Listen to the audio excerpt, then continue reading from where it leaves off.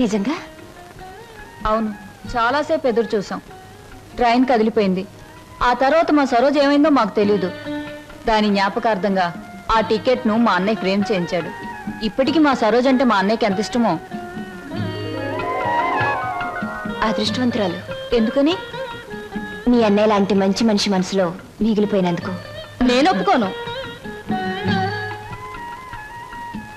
పాప మా రోజు ట్రైన్ తప్పిపోకుండా ఉండుంటే ఆ అమ్మాయి అంత అదృష్టవంతురాలు ఉండేది కాదు. అయినా జ్ఞాపకంగా మిగిలిపోవడంలో అదృష్టమే ఉంది. జ్ఞాపకం శాశ్వతం కాబట్టి. అవును, జ్ఞాపకం శాశ్వతమే. కానీ శాశ్వతంగా ఉండాలంటే కేవలం జ్ఞాపకంగా మిగిలిపోవాలని ఇప్పుడే తెలిసిందే. ఏమిటి మీరు మాట్లాడేది? ఏముంది, మీరు చెప్పిన దానికి పొడిగింపు. స్వప్న ఎప్పుడు అంతే వదినా, ఒక్కోసారి తన మాటలు అర్థం కావు. ఏ, నేను తెలుగులోనే మాట్లాడతానే. తెలుగులో కాదు, తెలివిగా మాట్లాడతావు. అందుకనే నాకేం అర్థం కావు. అరే, ఇదేమిటి ఇలా వేశారు? అందరూ కృష్ణుడు లోపలికి రావాలని బయట నుంచి పాదాలు ఇంట్లోకి వేస్తారు. మీరు మీ ఇంట్లోంచి బయటకు వేశారేమిటి? అవును, అందరిది స్వార్థం. కృష్ణుడు వాళ్ళ ఇంట్లోకి రావాలని. అంటే కృష్ణుడు వాళ్ళ ఇంట్లో లేడన్నమాటేగా. కానీ నా ఇంట్లో మనసులో కృష్ణుడు ఎప్పుడు ఉంటాడు. అతనికి నచ్చజెప్పి ఎప్పుడు నా దగ్గరే ఉంటాయలా? అందరి దగ్గరికి వెళ్ళు అని పాదాలు బయటికి వేశాను. అవి మీరు వేసిన పాదాలతో కలిపాను. అంటే కృష్ణుడు నా ఇంట్లోంచి మీ ఇంట్లోకి వస్తున్నాడనమాట. చాలా చక్కగా మాట్లాడుతున్నారే మీరు. ఎక్కడ నేర్చుకున్నారు? జీవితం అనే స్కూల్లో దురదృష్టం అనే మాస్టారు పరిస్థితులనే బెత్తంతో బాధి మరీ నేర్పారు. నాకు చాలా పరిస్థితులు వచ్చాయి, కానీ మీలా నవ్వుతూ మాట్లాడే ధైర్యం రాలేదు. మీ మాస్టర్ పేరు అదృష్టం, మా మాస్టర్ పేరు చెప్పానుగా, దురదృష్టం.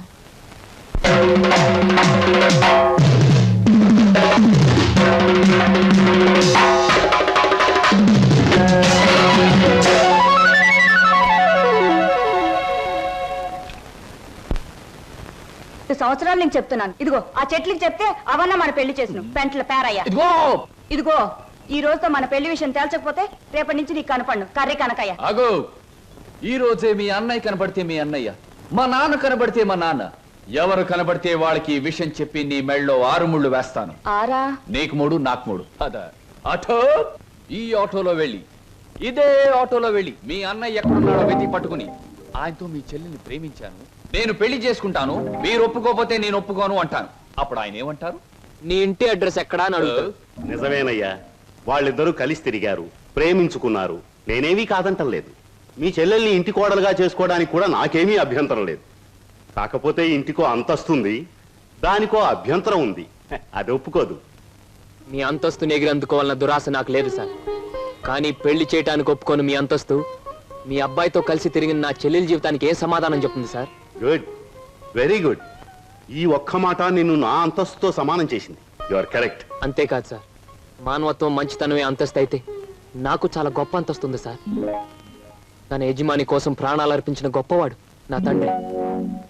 అవును సార్, భూమి తగాదాల్లో యజమాన్ని కాపాడడం కోసం మా నాన్న చనిపోకుండా ఉంటే నా చెల్లెలు పెళ్లి విషయం మాట్లాడడానికి మా నాన్నే వచ్చేవాడు. ఇంతకీ మీ దేవురు? రామాపురం సార్. మీ అమ్మ నాన్న పేరేమిటి? మా నాన్న పేరు రామయ్య, మా అమ్మ పేరు జానకమ్మ. నువ్వు రామయ్య కొడుకువా? అవునండి.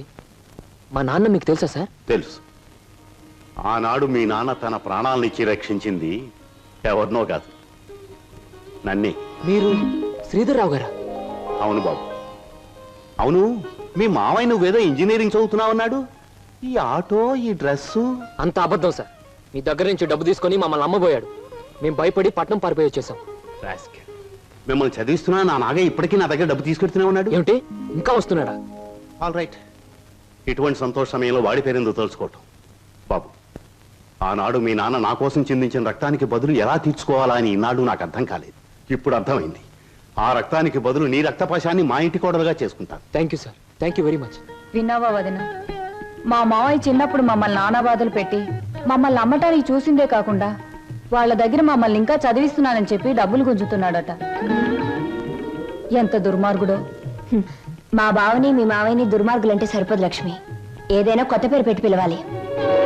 ఇప్పుడు గాని సరోజ ఉండి దానికి ఈ విషయం తెలుసుంటే ఎంత బాధపడుండేదో తెలుసా?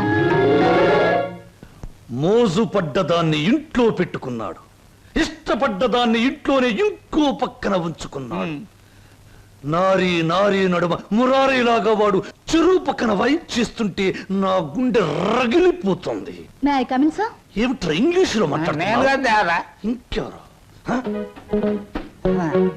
నిశాచర ఏం సమాచారం? ఎగిరిపోయిన లకుపికి బిడ్డ వచ్చింది. కమీన్, లోపలికి రావచ్చా అని స్త్రీలు అడగకూడదు, డైరెక్ట్ గా వచ్చేయడమే. నా తలుపులు స్త్రీల కోసం ఎప్పుడూ తెరిచి ఉంటాయి. Thank you. నాకు చిన్న సహాయం కావాలి. సాయమా? నిశాచరా, ఏం సమాచారం? వెళ్ళిపో. చెప్పండి. నాకు కొంచెం డబ్బు కావాలి.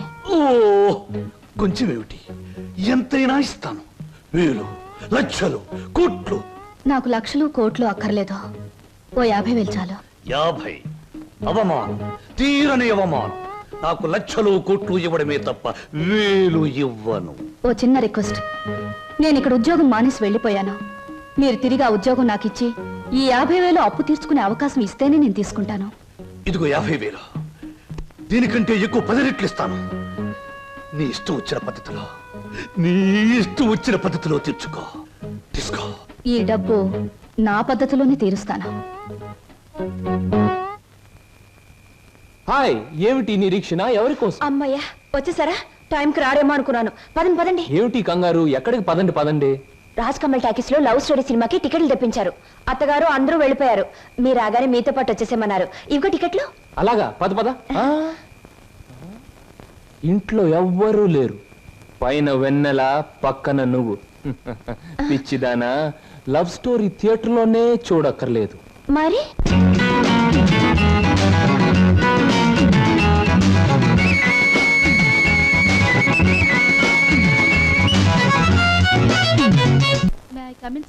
కమేన్. ఎవరమ్మా నువ్వు?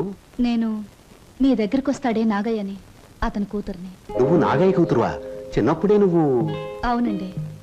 అయిన వాళ్ళకు చిన్నప్పుడే దూరం అయ్యాను. తండ్రి బ్రతికున్నాడని తెలిసేసరికి నేను అతని కూతుర్నని చెప్పుకోవడానికి సిగ్గుపడే స్థితిలో ఉన్నాను. ఏమిటమ్మా అది? కొంచెం అర్థమయ్యేలా చెప్పు. డబ్బా? ఎందుకమ్మా?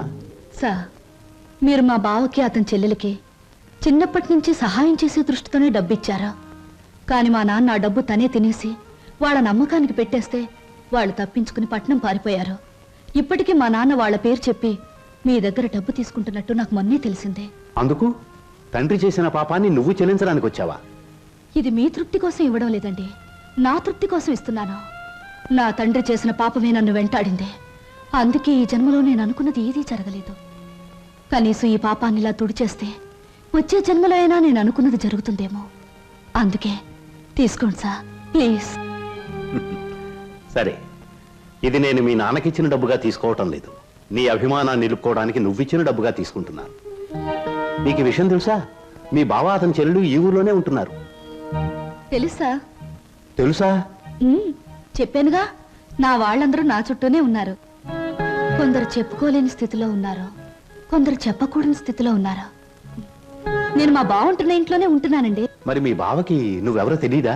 నేనే చెప్పలేదు. ఏమ్మా? అతను నా భావం తెలిసేసరికి అతను ఇంకో అమ్మాయిని ప్రేమిస్తున్నాడని తెలిసింది. నేనని తెలిస్తే అంతా తారుమారయ్యే ప్రమాదం ఉంది. అందుకే నిజాన్ని దాచిపెట్టాను. నిజాన్ని దాచిపెడితే నీకే నష్టమేమో. సార్, నాకు ఎంత కష్టం కలిగినా హాయిగా భరించగలను. కానీ నా వల్ల ఇతరులకు కష్టం కలగడం ఒక్క క్షణం కూడా భరించలేను. అంతా సక్రమంగా జరిగాక నిజాన్ని నేనే చెప్తాను. అంతవరకు ఈ స్వప్నగానే ఉండిపోనివ్వండి. వస్తాను సార్.